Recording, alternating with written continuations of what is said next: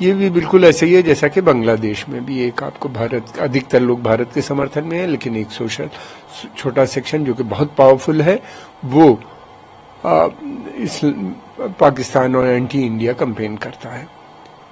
मालदीव में भी यही हाल है। ये बैठक हुई है, लगता ऐसा है कि वो लोग ये भी चाहते हैं कि रिश्ते ज्यादा न बिगड़ने पाए।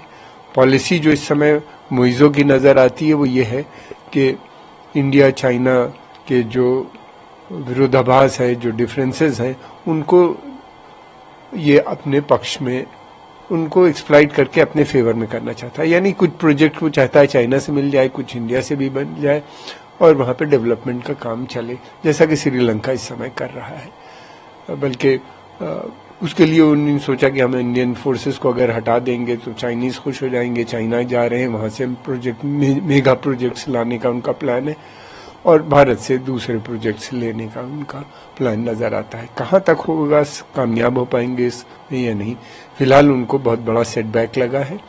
सबसे ज्यादा उनकी इकोनॉमी जो है वो टूरिज्म पे बेस है और भारत से जाने वाले टूरिस्ट सबसे ज्यादा 30-40% तो टूरिज्म इंडस्ट्री भारत का होता है। ट्रेड हमारा ज्यादा नहीं है, छोटा सा वो है। अब प्रधानमंत्री ने लक्षद्वीप को प्रमोट कर दिया है। लक्षद्वीप बिल्कुल वैसे ही है, इसी तरह यहाँ पे भी बहुत सुंदर और बहुत अच्छे आइलैंड्स हैं, बीचेस हैं, जो मैं समझता हूँ अगले 4-5 साल में एक बड़ा इंटरनेशनल टूरिस्ट हब बन जाएगा, जिससे उनकी टूरिज्म पे बहुत असर पड़ेगा आने वाले समय में। और इसका नतीजा भी हम देख रहे हैं। इन स्टेटमेंट्स के आने के बाद से भारत के अंदर एक हलचल हुई और लोग बहुत नाराज हैं, खासतौर से प्रधानमंत्री मोदी जी के बारे में। ये अब जिस तरीके के शब्दों का इस्तेमाल किया गया या भारत के खिलाफ जिस तरीके से निकला गया, टूरिस्ट जाने से इनकार कर रहे हैं, कंपनीज ने भी बंद कर दिया रिजर्वेशन करना, वहाँ के फ्लाइट्स ले जाना। तो इस तरीके से ये एक बड़ा महंगा पड़ेगा आने वाले समय में मालदीव को। अब वो किस तरह से डील करते हैं आने वाला समय बताएगा, लेकिन ये है कि मुश्किल हो गई है। अब लक्षद्वीप ही भारत वाले जाएंगे। ये वो जगहें लोग वहां जाते थे, शादियां करते थे, आइलैंड्स पे अलग अलग उनकी थी। अब ये सारी सुविधाएं यहाँ भी होंगी, यहाँ भी वैसे ही है। भारत में तो और एडवांटेज है इसलिए कि भारत के अंदर पहाड़ भी हैं, फिर उसके अलावा समुंदर भी है, फिर उसके अलावा ये भी नहीं डेजर्ट भी है हमारे यहाँ, सहरा जिसे कहते हैं, और बीचेस बहुत सुंदर हैं भारत की।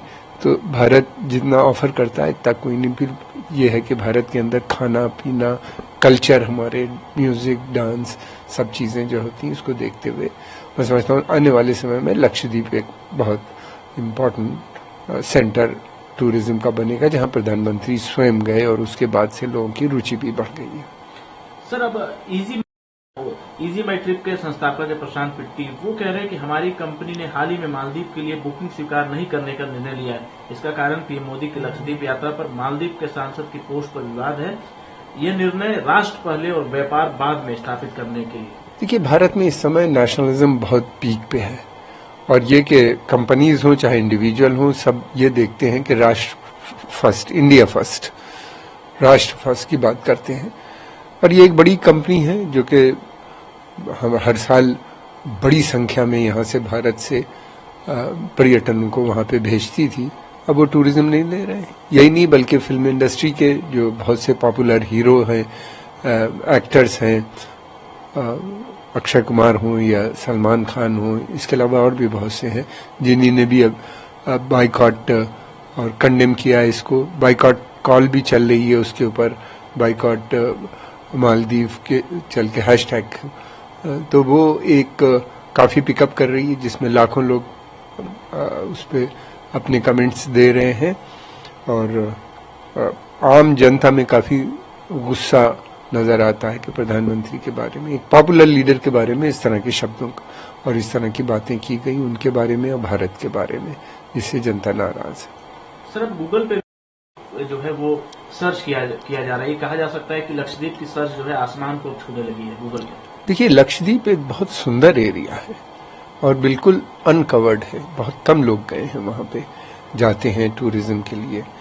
और फिर उसके बाद प्रधानमंत्री के विजिट ने लोगों को चौंका दिया। वहाँ की बीचेस को देख के जो तस्वीरें आई और जिस तरीके से वो वहाँ बैठे रिलैक्स कर रहे थे, तो उसके बाद अब ये है कि वहाँ पे भी बहुत से आइलैंड है छोटे छोटे, वो आइलैंड एक दूसरे से अब भारत कनेक्ट करने की बात कर रहे हैं, कनेक्टिविटी बढ़ाने की उनकी, और टूरिज्म पर्यटन के हिसाब से वहाँ पे जो डेवलपमेंट होगा, मैं समझता हूँ आने वाले समय में ये एक बहुत बड़ा टूरिस्ट डेस्टिनेशन भारतीयों का नहीं बल्कि बाहर वालों का भी होगा।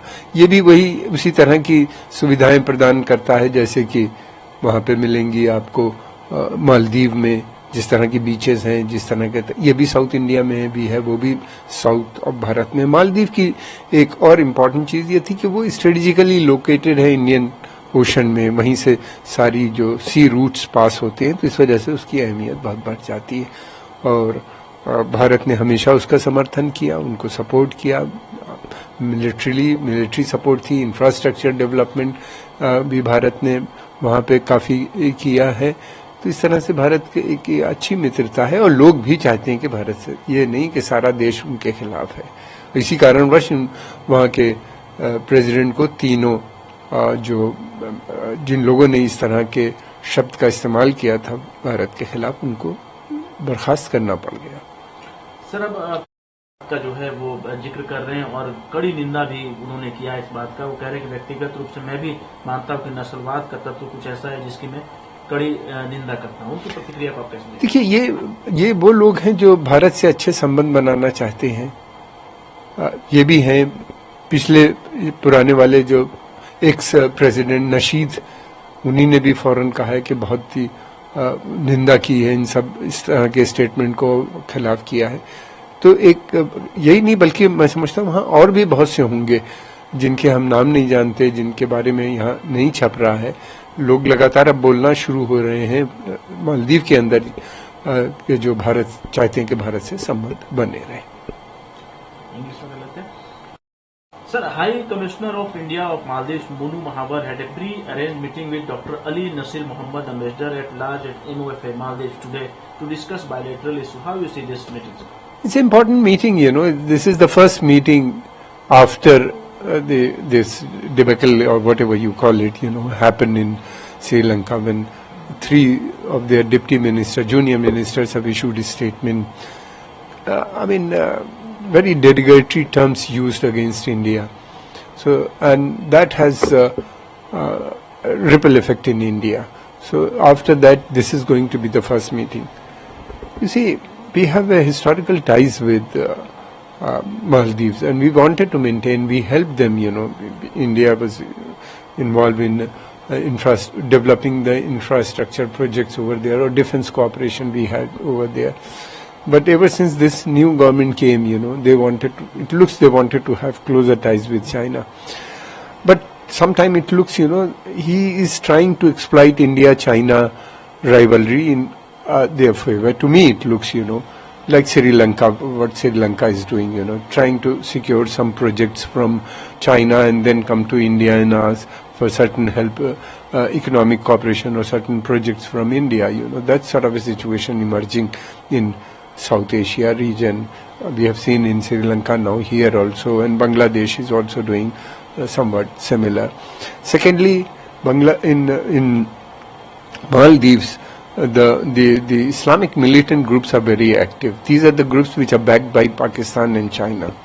We have seen in the past, wherever China goes, you know, they promote Pakistan as well in that country, and Pakistan has nothing to offer except selling Islam, helping them, promoting militancy or extremist ideologies in that country, which is very anti. They are doing same thing in Bangladesh as well, you know.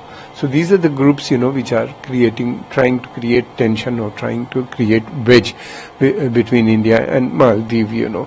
And this statement is in India, you know, the people are shocked, and they have large majority of people have come out against this type of the language which they have used against India, and that is not acceptable to me. This will have far-reaching consequences, I believe, on Indo-Maldives relation. Particularly, it will have effect on Maldives.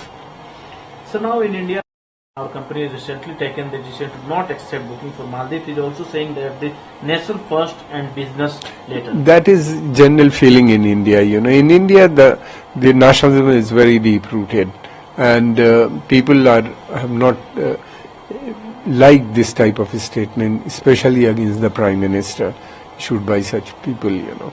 Secondly, large number of individuals are also cancelling their trips to Maldives, and this is a very major company, Make My Trip, and it looks, that